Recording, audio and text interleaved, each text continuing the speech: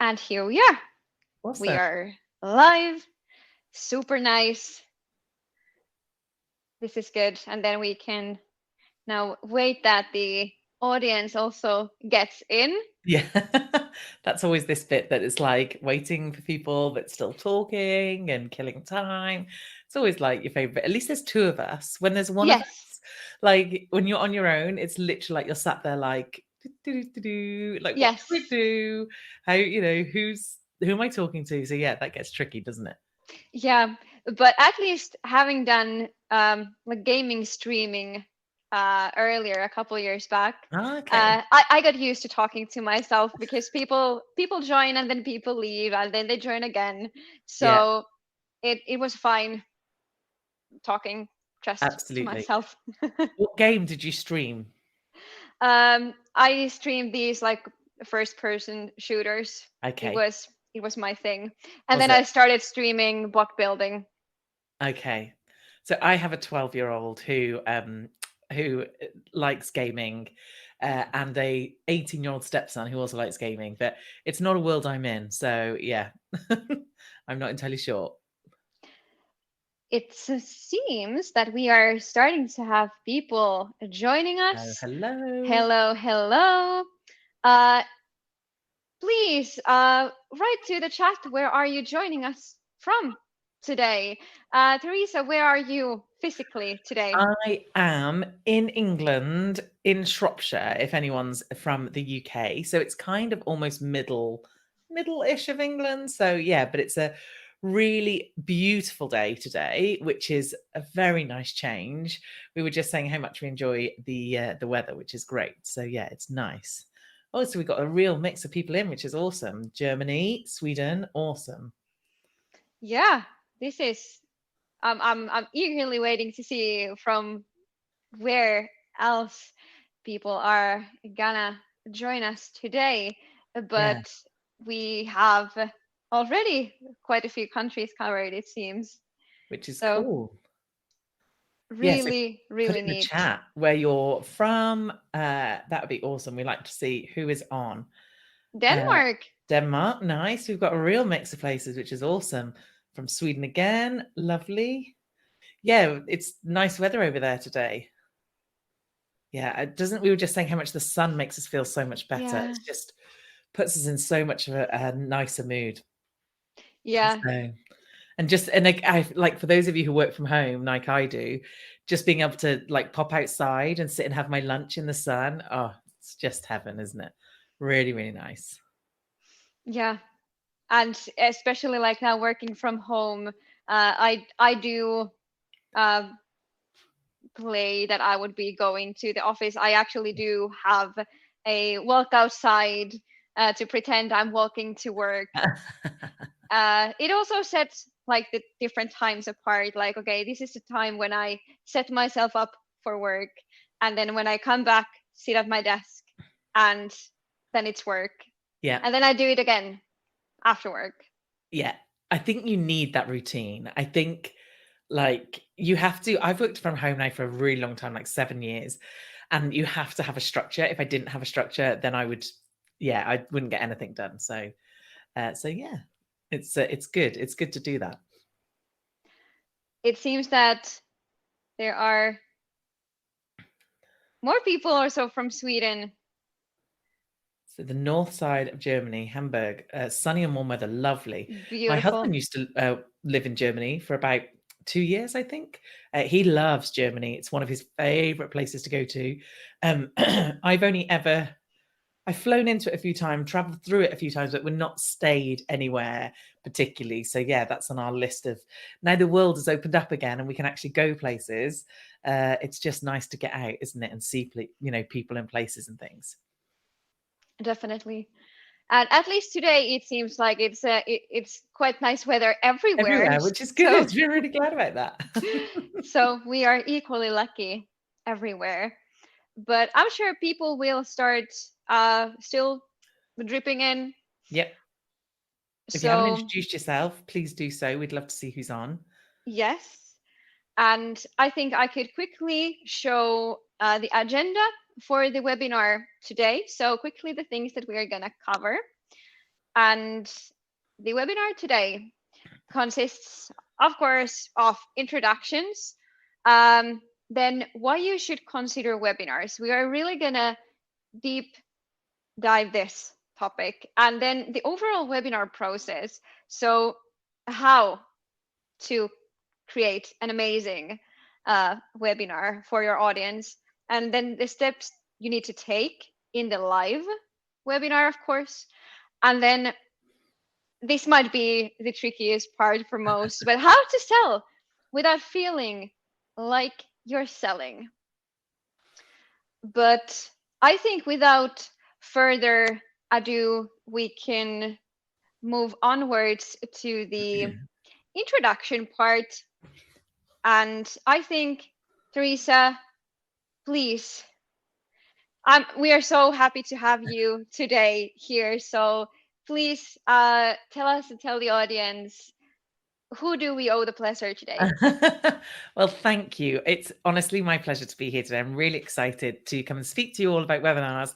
So I'm Teresa Heath-Wareing, and I help business owners and entrepreneurs create a business and life that they love and dream of, which I think is possible for everyone. And it's not always necessarily about the, the kind of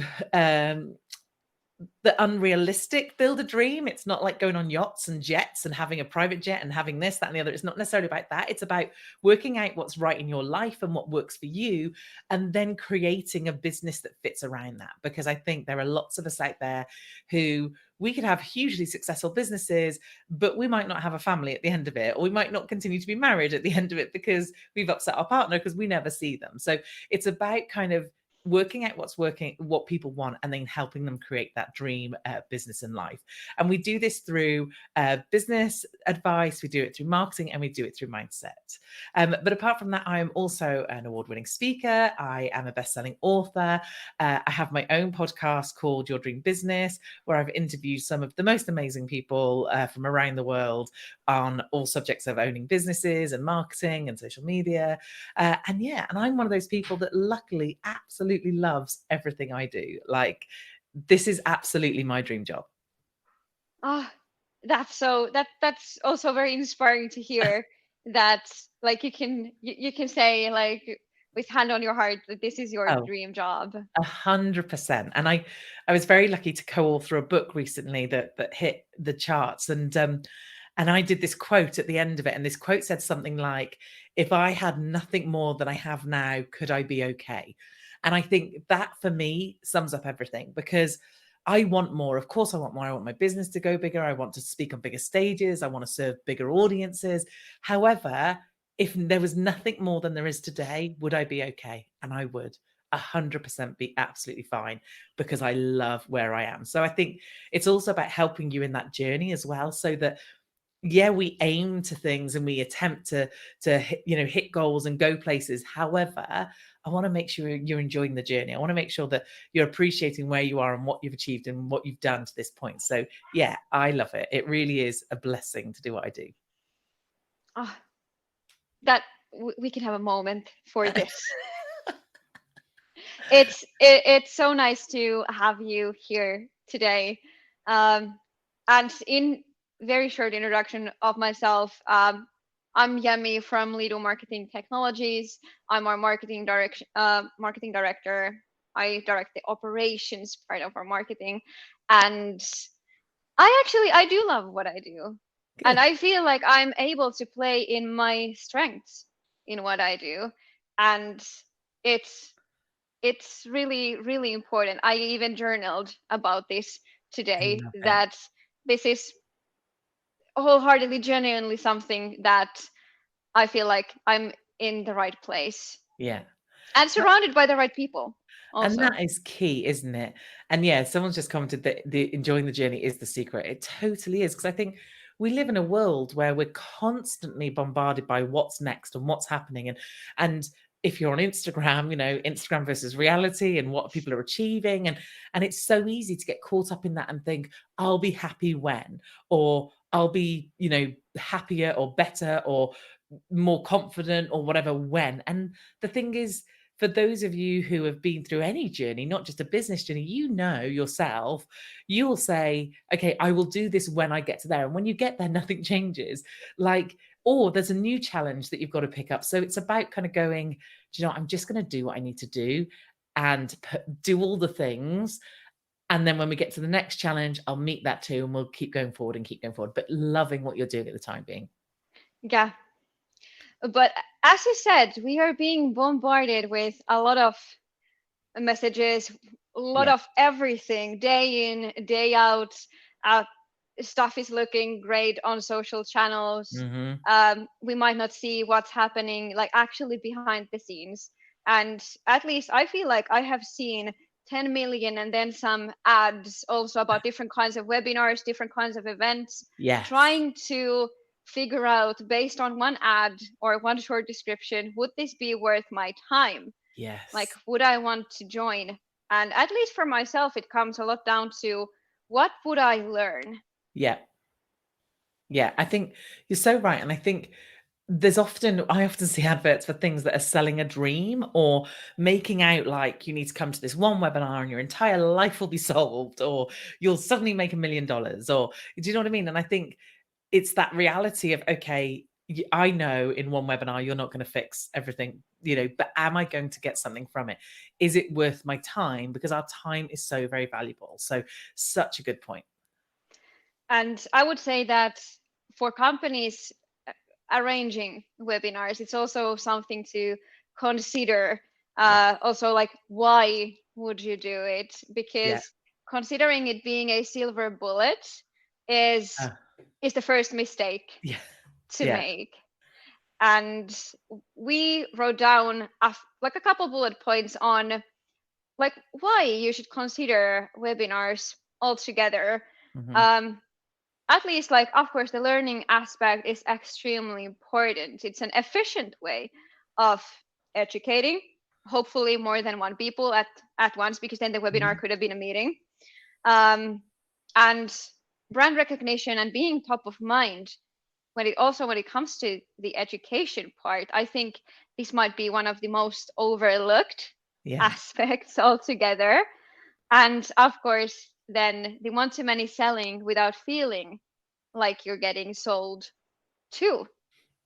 Yeah, absolutely. And I think as well, the key thing for me is having that interaction, having the ability for you to come on and ask questions and us to be able to answer them.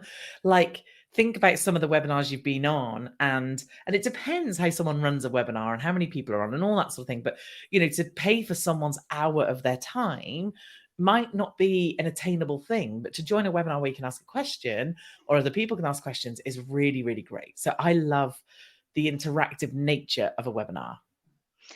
100%. And I actually now ask the chat, have you been in a webinar where you were not able to ask questions? Yes. I have been in that kind of a webinar, and I thought it was slightly weird. Because it was of such specific topic, and I had very specific questions. And they even said during the webinar that we have collected the questions that you were sending through the chat, but the chat wasn't visible for the attendees. It was only visible for the people running it. And we will send you an email. Oh, wow. Never got one. Oh, that's really unusual. I think the only time I've ever been on a webinar where they've not asked questions or you've not been able to ask a question is when it's an evergreen webinar. So when someone's pre-recorded it. And I think, like, people have asked me, you know, is it okay to do a pre-recorded webinar? Is it okay to keep putting the same webinar out? And I think for me, you've just got to manage people's expectations. So if it is pre-recorded, don't say what are your questions, because you're not going to be able to answer them. And I have been on ones that are absolutely pre-recorded, and yet they're making out like they're there. And they're like, put this in the chat. And you're like, but you're not even there. No one's in the chat. Like, so what's the point in doing that? So I just think it's about managing people's expectations, being honest with people about, you know, if it's a live webinar. And if it is live, why wouldn't you answer people's questions? Yeah, exactly. Why? Yeah. We had a poll asking, do you attend webinars actively? And still considering that we've been everyone seeing this growth of online events and webinars during the past 2 years, 80% says that yes, they love them. Okay, cool. That's good news. It's a big percentage. Yeah. So let's start another poll, and this is asking actually the attendees, have you used webinars to increase sales? Mm-hmm. Because we are gonna jump on the overall webinar process when it comes to this sales webinars. Yes. And this is something very, very close to my heart. And I know that, Teresa, you are the industry expert on this. So let's take a quick look at this. So there are a few different bits that needs to be taken into account on 3 different stages. So first, going with the pre-webinar things that you have to do. Then of course the live event itself, and then something needs to happen after the webinar. Teresa, what would you say is usually the biggest bottleneck you see with companies doing webinars? What is the bit that they are not getting right? I think it comes in the pre and the post. So I think the webinar itself, people turn up, they like it, they attend, but I think the pre, as in selling the webinar, like, why do you want to come to this? What is the benefit to me? And exactly what you said before, like, what am I going to get from it? What am I going to learn? What takeaways am I actually going to be able to use in my own world and my own business once I finish listening to you talk? So selling it appropriately, I think, is one big thing where they're probably not getting that part right.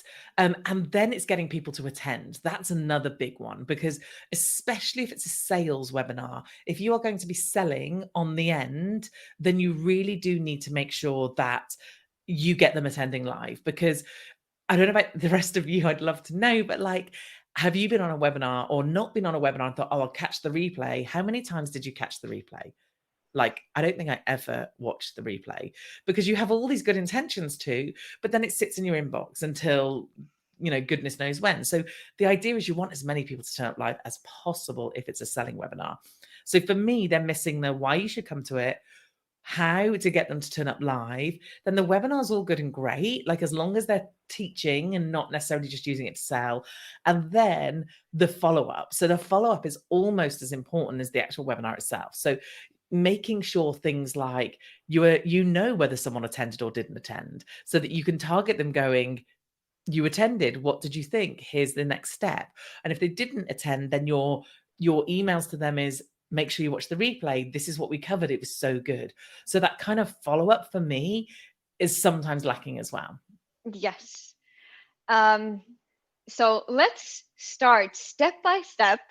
And we are gonna, as promised, we are gonna go through all of these steps, and we have quite a few bits to share from each of these. So let's start with the pre-webinar things. And it looks like it's just adding up, stuff is just coming up, and it might look that it's a little much. But I would say that after doing it once or twice, these get fairly easy, fairly fast. And maybe the trickiest part is to coming up with the amazing topic. Yeah. So for this one, this is like key. If the topic is not something your customers want to hear about, or something that they have a huge pain about. So what I mean by pain is they have a pain point. So what is the one thing that your product or service fixes for your customers? And how can you help them with that in a webinar? So for instance, I have a webinar that I used to do, I haven't done it for a while, that helps people understand the 5 steps you need to take when starting an email list. And I take them through those 5 steps and I tell them kind of what to do. But I know that's a problem that my customers have, but then my product is a whole course that walks you through the entire thing. So not only is it an amazing topic for them because they need that information, but also it's a great topic because it leads into the thing that you're going to sell. So the amazing topic is super important. But once you've chose a topic, you can just keep running that webinar. Like you can do that webinar. I've done that one for the email list a few times now, because you get new people, you get new audiences. So it's not like every single webinar you do, you're going to have to start from scratch. So yeah, the topic is super, super important. Definitely. And then, like, okay, you have the topic, you have everything set from that end, you know your customers well enough that you are able to create this topic that will be of interest. Yeah. Then, of course, the event page is one thing, making it clear, making it Yes. easy to sign up for the webinar. I've seen all kinds of pages. Most of them are good, and it's relatively simple to sign up for a webinar. Yeah. Just a couple of key points here is if you're putting an ad out there, or if you're putting a post on social media, you need to make sure there's a consistency between the ad that they see and the page that they're coming to sign up. So look and feel and colors and fonts and simple things like that. Make it super easy. So the only thing they can do on that page is sign up to the webinar, and don't forget to tell them the benefits. So the fact is, you're joining us today, we're talking about webinars, but at the end of this webinar, you're going to be able to know the structure for your next webinar. So that's the benefit of having the time with us now. So make sure on that webinar page, you explain to them what they're going to get from it. Like, what's the result they're going to end up with once they've spent that time with you? Definitely. And of course, like, being able to maybe get some higher intent signups also during the sign up process, which means that the sign up process needs to be flexible enough for this. So if you're able to add extra conversion points during the sign up, extremely good. Provide the opportunity for a consultation call, discovery call, whatever it is that you can give them, some extra information, some extra goodies, something that you would normally maybe put like some gated content, guides, whatever that is relevant considering what they're signing up for.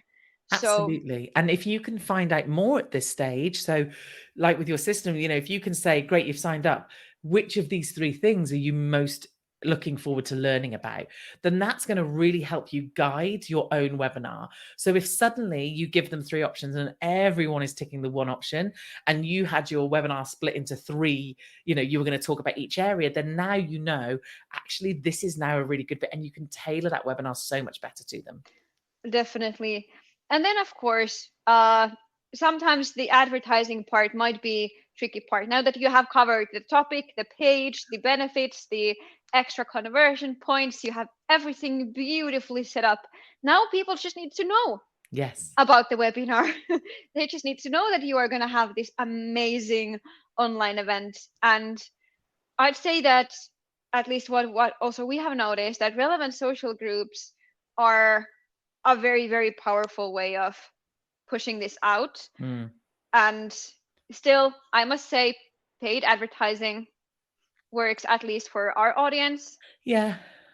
And I think for us, for sure, like what I would recommend is use paid advertising with warm audiences, because think about the fact of, I know they haven't got to pay for the webinar, but they have got to give you an hour of their time. So if you're brand new to them, if you're targeting a cold audience, they might not be as inclined to sign up for a webinar as they would for maybe a download. So it's almost like you would make sure you've got a warm audience warmed up and then advertise back to those. Definitely. And of course, like, if you have already some email list from downloads or something, use every resource you have. Absolutely. Talk about it everywhere and anywhere, for sure. And then maybe, like, after getting this webinar in front of people, giving them a reason to show up. Teresa, what would you say is the biggest reason people don't show up? I think it's down to this importance thing. It's like, is this really going to be worth my time? Is it really going to be worth an hour? So it's how important that thing is to them. Like, what are the results? What are the outcomes they're going to give or they're going to get from going to it? But you need to be really specific about giving them reasons. So you need to remind them what they're going to get from it, but also little tricks like give them a download to have for the webinar. So I would often do this and say, here's a workbook to work along through the webinar. And I would say in the emails, as I'm reminding them, like, don't forget the webinar's coming, the webinar's coming. It would say, print this workbook off and put it on your desk. Like, it's things like that. And then for me, it's reminding them at like a day before, 24 hours before, like all those kind of key points to remind them, because it's not, and I know people get nervous about bothering people, but it's not that. It's the fact of you're not the most important thing in their life. That sounds really harsh, but we're not. So my webinar might be the most important thing for me that week, but not to the people who are attending. So they're going to need to be kept reminded. And just because I need to remind them doesn't mean they're going to get bothered. It just means that there's a lot going on in their world. So I think for me, sending those key timing emails and doing things like, here's a workbook, and also you can give them incentives. So you can say to them, for those of you who turn up live, you're then going to get XYZ or another freebie or something like that. So that's really useful as well.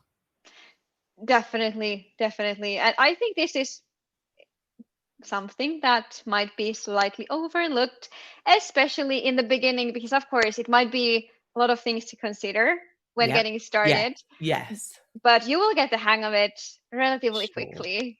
For sure. And like you said, this process is not a tiny process. It's not like we're sat here going, hey, do these 2 things and you're going to have an amazing webinar. We get that it's a process, but that's the first thing. It is a process. And if there's a process, you just follow the steps and do the steps. But the other great thing is once you've done one process, it's really easy to then duplicate it and do it again. Yeah. And doing a lot of optimization myself, also like strictly process optimization. Yeah. It's something that when you see that, okay, I've done it 3 times, I know what worked and what didn't. Mm-hmm. You actually are able to optimize it for yourself. Yeah, totally. So, okay, now we have the webinar and we are ready to slide live. So the steps that need to be taken during the live webinar would look something as follows. So setting the scene. Teresa, how would you word this open for us? Yeah, so basically the setting the scene is really important for a couple of reasons. One, it's going to make sure they know why they're here. 2, it's going to get you ready to sell. And I think the thing that most people don't like is they don't like to be hoodwinked. Is that a word that you guys would use? Like they don't like to be walk into something and they don't know what's coming or what's expected. So if they think they're coming for a free training and actually you're just going to pitch to them for an hour, then they're going to be annoyed. So in the setting the scene, I do a couple of different things. So first of all, I do housekeeping. So I'll say to them, this is how it's going to work. I often have a member of my team on who'll keep an eye on the questions. I'll encourage them to use the chat box. I will tell them that, there might be a presentation and there might be polls or questions, but I'm basically saying, this is what's going to happen. I also tell them to turn off distractions because we all think we can multitask and we really, really can't. We'd love to think that's the case, but it's not. And so we do a kind of housekeeping thing. And then what I do in this section is I remind them why they're there. So I will say, so you've joined me today because, and these are the pain points. So you've joined us today because you want to do webinars that convert. You've joined us today because you're unsure of the process that you need to follow when doing a webinar. You're joined us today because you feel yucky when selling on a webinar. So you kind of list out those problems and those pains. And then I do so you are in the right place if you have all these problems. And then I get them to confirm which is the most important problem to them. Then I say, and this sometimes sits a bit funny with some people, but it really works for me, you are not in the right place if. So this is really key. So you're not in the right place if you're not open to learning something new. You're not in the right place if you are not willing to put the work in, because this stuff takes work. And you're not in the right place if you are offended or upset by someone giving you an hour's free training and making an offer at the end. So I literally say that in that kind of way on the webinar. So I all but say, I have an offer for you at the end, but don't be upset or offended by that. Or if you are, then that's coming, just so you know. So I kind of clear it straight off the bat. And I even say to them, so yeah, I have got an offer for you at the end. I just want to let you know. And now we can get on with the training. Like, so those sorts of things. And then the other few little bits I do in setting the scene is I remind them what we're going to cover. So, you know, by hanging out with me today, we're going to cover X, Y, Z. So go through your agenda. And then I talk about how I got to teach the thing I'm teaching. So I do a little bit of an intro about me. Normally, this doesn't take the setting the scenes. If I'm doing an hour webinar, setting the scenes will take about 10 minutes. And the intro to me will be really brief. It will talk specifically about why I'm teaching that specific thing. So for instance, on the list building webinar I talked about, where I have the list building course, I talk about actually having an audience is your superpower in a business, and email lists are one of the biggest superpower you can have. And that's why I've done the training. So make sure you kind of cover off those points within your setting the scene section. That sounds something that could be also easily like just run through in 1 minute. Like, welcome and let's get it on. Yeah. You're just kind of like, you're making sure they know what's coming and they're in the right place.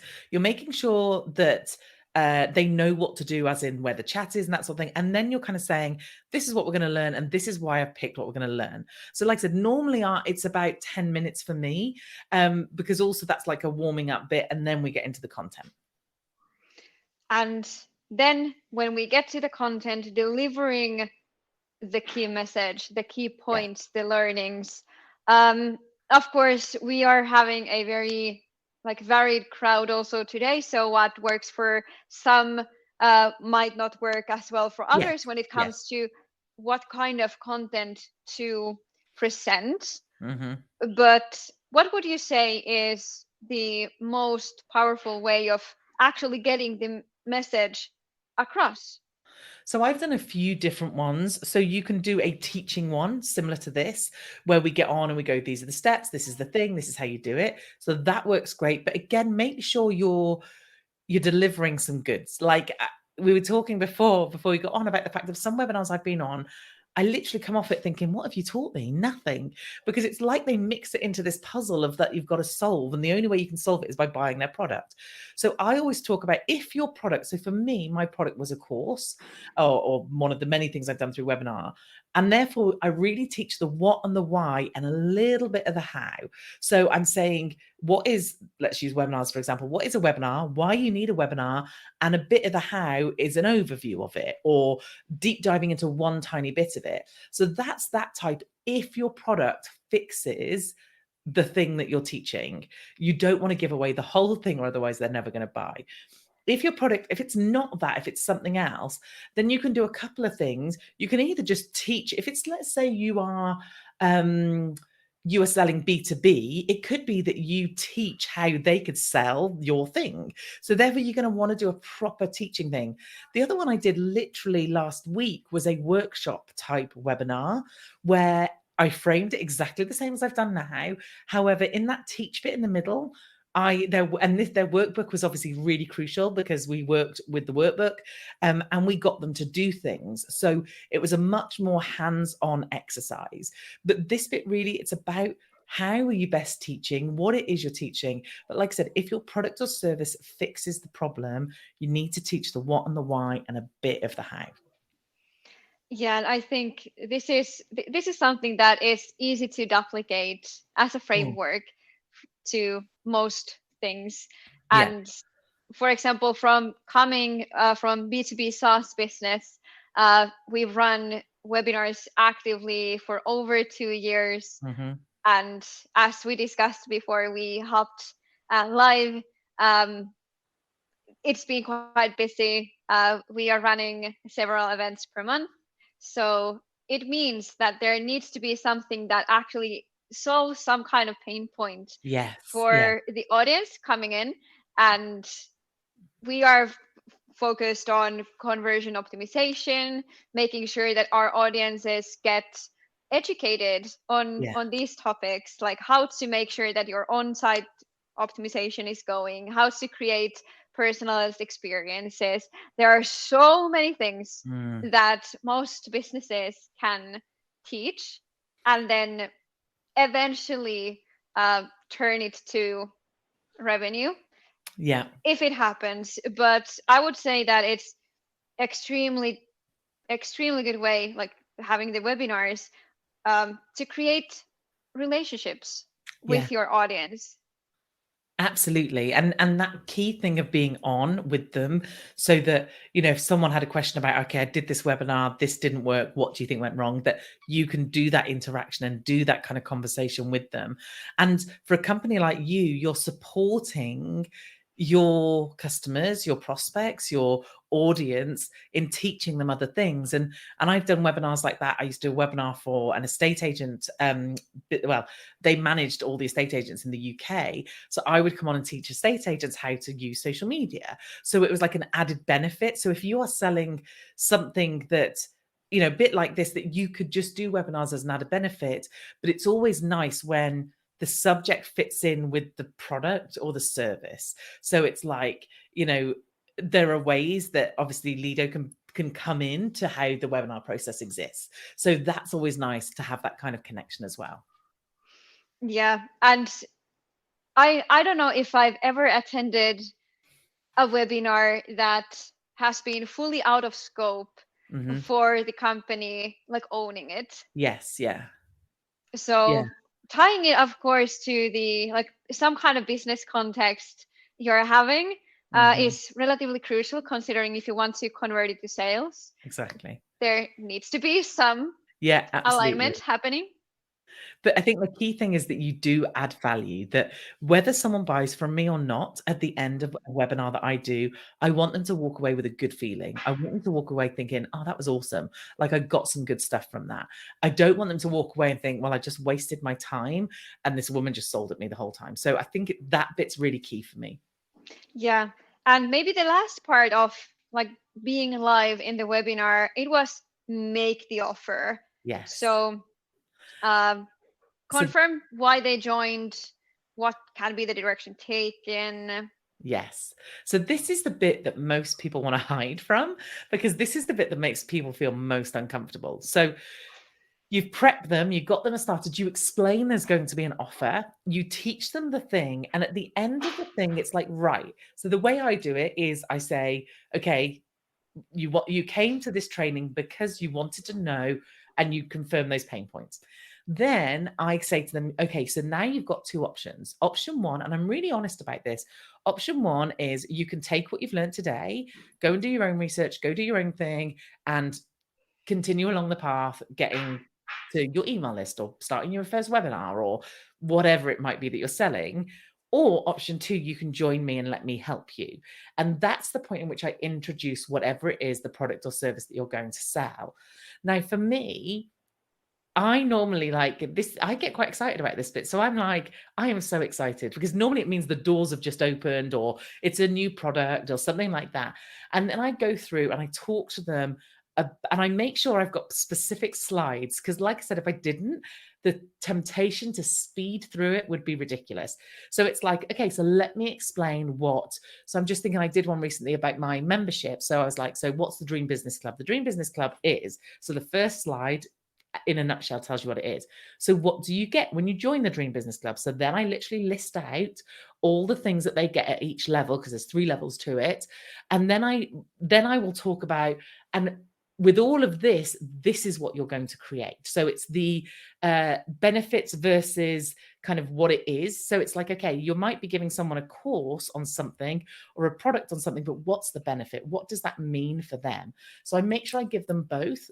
And then I talk about the offer. So I normally talk about, so the investment for this would be XYZ. And then once I've talked through the product, and again, this normally is about 5-10 minutes long, and I talk about why the product's so good and what it is they can do and why they should join. And then at the end of it, I ask for questions. And this is a bit that people, Like I went on a webinar once when they were selling something, and like you said, they did no questions. I just remembered actually one of them. And I thought, this is the bit where this is the gold. Okay. So when someone asks you a question, either about the product or about what you've just taught them, it's a really great place to help manage objections. So for instance, if someone says, how long do I need to do the course? If it's a course, okay. The course has several sections, but you get, access to it for as long as you need it. And therefore you can do it in your own time. That's the beauty of it. Or what one-to-one support do I get from you? Okay, you don't get one-to-one support from me directly in the club. However, what you do get is this. So it's a great opportunity at that point to be promoting or giving those arguments. So what I tend to do is, and I wrote an email just the other day that tells you that I did a webinar once to one person. Like my first webinar was one person. They had the best webinar they've ever had in their life because it was so tailored. It was unbelievable. But like, at that point, if there was no questions, I always have some. Like I always say, and I don't lie, I don't go, oh, there's loads of questions in the chat when there evidently isn't. So I'll say, while I'm waiting for questions, there's some that have come up before that I thought I would answer. So I then answer some questions that I've written down, but I make it really obvious that that's what I've done. And normally when you start answering questions, people then tend to kick in and start as well. So activating the audience is also very, very, very important. Key. And getting them right from the minute go, like we did with you guys. And it's like, for me as a presenter, and I'm sure you feel the same, the interaction's lovely because we can't see you. I need to know that there are people there. I need to know that like you're listening, that you're engaging. So from the minute they come in, like we did with you, where are you from? Who, and I love having a chat about all that. Like I said, at that very first stage where I go, which is the reason you're here? I make you put the number in the chat. Like, is it number 1, 2, 3, 4, 5, or 6? And people put in what number it is. And then again, like, did you get what you're expecting from it? Lots of yeses come in. So you're constantly trying to get that so they don't feel like they can't ask a question, because that's the whole point, is that they're able, if they have one, to ask a question. Definitely. And like interaction part, creating the relationship. Yeah. It's so important. Nothing quite like it. No.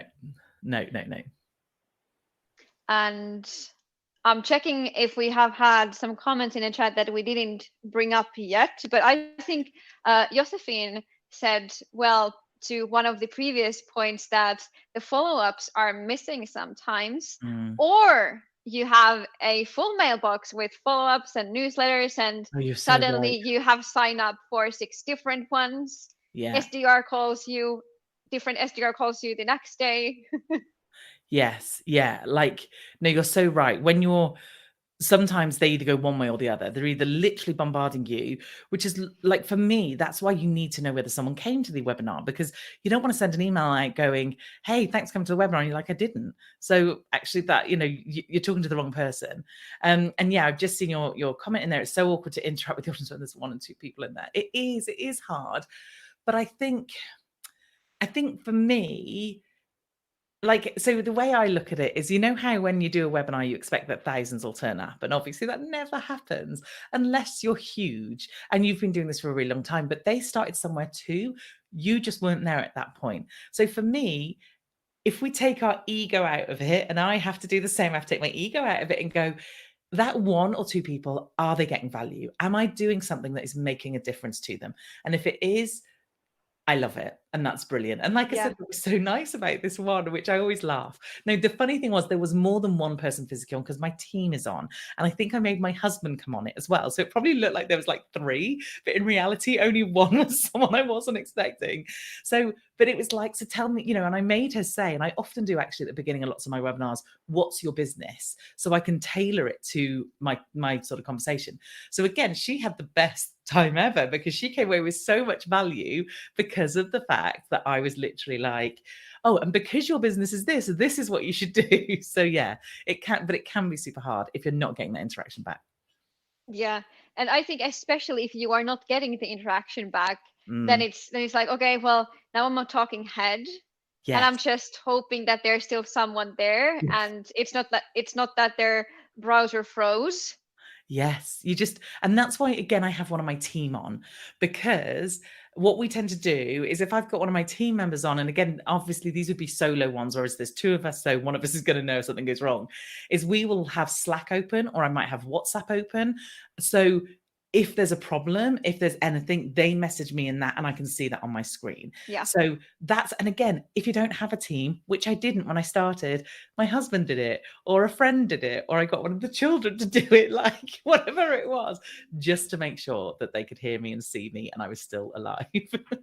All the resources. Yes. Whatever you can use. Pull all the resources. Absolutely. I love that. And maybe considering that quite a few of the attendees today also work somewhere, are representing a company, most likely it's not just like a solo company. There might be at least one person who could do this. Yeah, join you the get line. your teammates on there as well. And they can recruit like someone, like their spouse or kids to join the line as well. Yeah, that's it. Get everyone. Everyone. But okay, now considering that, okay, Josephine's brilliant point to the imbalance like with the post-webinar activities, the steps to success with this one aren't so huge that you would need to stretch before taking them. It's quite simple, I would say. Just don't leave it to the webinar. And also here, of course, the proactive messaging, and still providing value and making sure that, like, even if they were not ready to buy, they would still get the best out of. Absolutely. Like you said, they need to be getting value regardless, because it might not be right for them. However, like, you know, you might go away from this webinar thinking, yeah, you know, what Teresa does or what Leadoo do isn't right for me, but like, they're really nice people and I would highly recommend them to everybody else, because we don't know who you know. And I think this is the risk that people try so hard to sell that they just forget to add the value. But I think the afterwards bit, and I think it's perfect in saying just don't leave it to the webinar, because it's not just the webinar. Like I said, if you know who's attended and know who hasn't, then make sure you tailor those messages. One other thought for you on this is, I've often found, especially if there's a deadline to your sale, okay? So when I did the course that was a list building course, there was a course start date and an end date. So obviously I couldn't sell that course past the start date. So there was a very hard end to that, kind of like, if you want to buy, you've got to buy by this date. So, and again, any of your products or services, if they have a hard end date, what I would do is I would take the webinar replay down before. So if it's an education webinar for your customers to add value like this, then you won't take the webinar down. It's not going to be like, didn't get a chance to watch it, never mind, bye. But if it's a sales webinar, sometimes what can really help, so let's say you do the webinar and then the cart is open for a week. So I would have my webinar live for about 4 days, and then I'd go, that's got to come down now. So I would give them the warning, because again, it's that urgency to get on and watch it, because of the fact, like I said, how many times have we been signed up for a replay and never watched it? In fact, if you are watching the replay, I want you to come and DM me and say, Teresa, I'm watching the replay.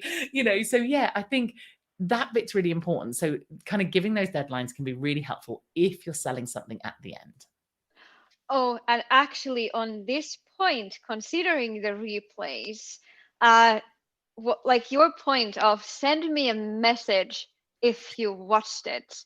How many times have you seen an actual CTA with the replays? Yes. And I think sometimes with the replays, they're not thinking about the fact that there's going to be a replay.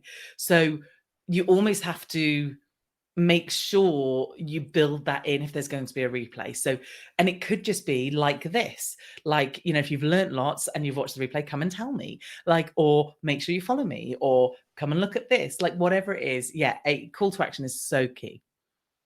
And also, especially when it comes to the post-webinar activities, something very, very overlooked, and something that I must say that also I have been guilty of, not having the best CTAs with the with the recordings, because it's something that, okay, it's a recording and we are already on to the next 3 webinars we are going to have during the next 2 weeks. Yes. So I need to look forward, even though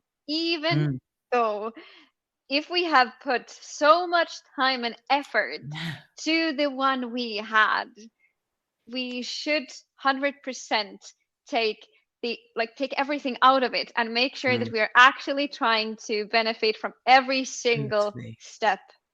Oh, you're so right. And especially if, like this, it's an education webinar, you want to repurpose that content. You want to take a section of the webinar and put it as a social media post and go, did you see this? Go and watch it over here. Or maybe take a clip and turn it into, a video clip that you can put online, or like you guys will do, turn it into like a blog post or an article, or so many good ways. And like I said, especially if it's an education or a constant selling thing. If there isn't a date on the deadline of a sale, then why not be repurposing it everywhere? Like you said, so much effort goes into it. It's such a shame just to go, yep, there you go, that's done, move on to the next one. Yeah. And I think your point on the repurposing is something that, if it fits your business, if it fits like your social streams, everything, this is material that gets recorded, that gets saved somewhere, that's already created. Yes. So you don't have to invent the wheel every single time, when you actually do have probably hours and hours of material.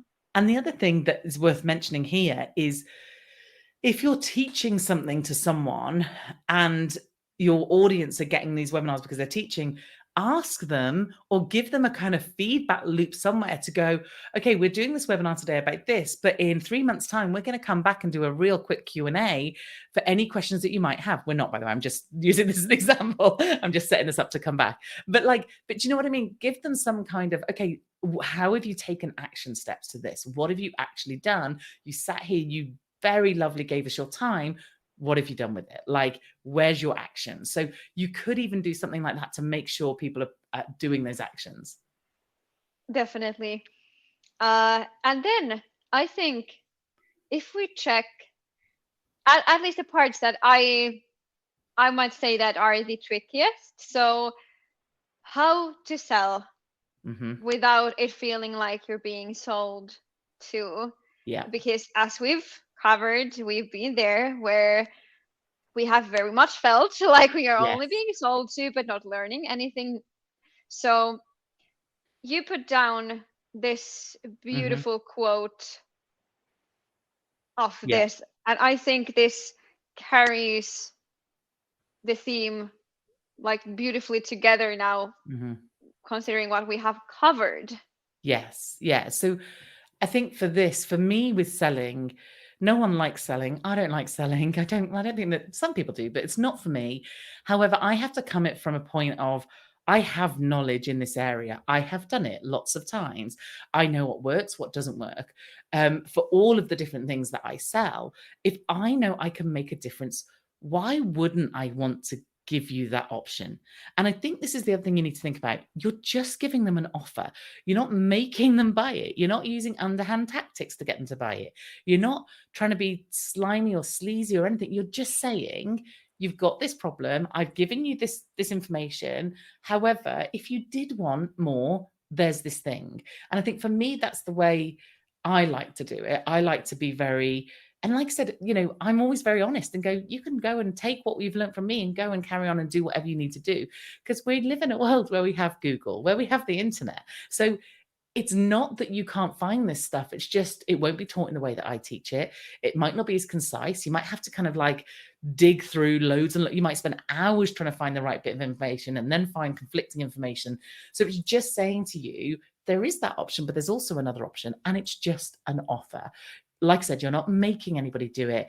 You're just saying, and someone gave me the analogy once that it's like your customers out at sea drowning, and you're on the side and you're holding a buoy, a life thing, and you are stood there and you don't want to bother them and you don't want to sell to them and you don't want to upset them, but they're drowning and you're quietly on the side going, oh, did you want this? Oh, don't worry. And it's like, just at least offer it them. And if they say no, then that's fine. What have you lost? Nothing. but you've given the people the chance to at least experience the thing that you can help them with. And as long as, and I think if you ever worry about selling, this is not you. Like, as long as your product and service is good, which I am confident if you're all on here, they are, then don't ever worry about offering that. You're just offering a solution. They can take it, they can leave it. It's entirely up to them. Yes, and it's not personal if they say no. No, never personal.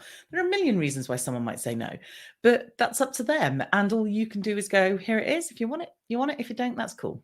Yes, indeed. I also put down a quote for like how I see how to sell without it feeling like selling. Yes. And I'm all about the relationship part. That's Mm. probably why I wouldn't be extremely good when it comes to cold calling, Yeah, but no. I would make an like extremely good AE. Yeah. So show them you care and show that you understand their individual buyers' journeys, their ways of doing business. Show Yeah. that you care about their learning more than you care about your profit. Oh, for sure. That is the best. So good. So good. Because I think at the end of the day, even though there are sometimes very strict, like B2B does business one way and B2C does Mm-hmm. business this way, it's people to people, human to Always. human.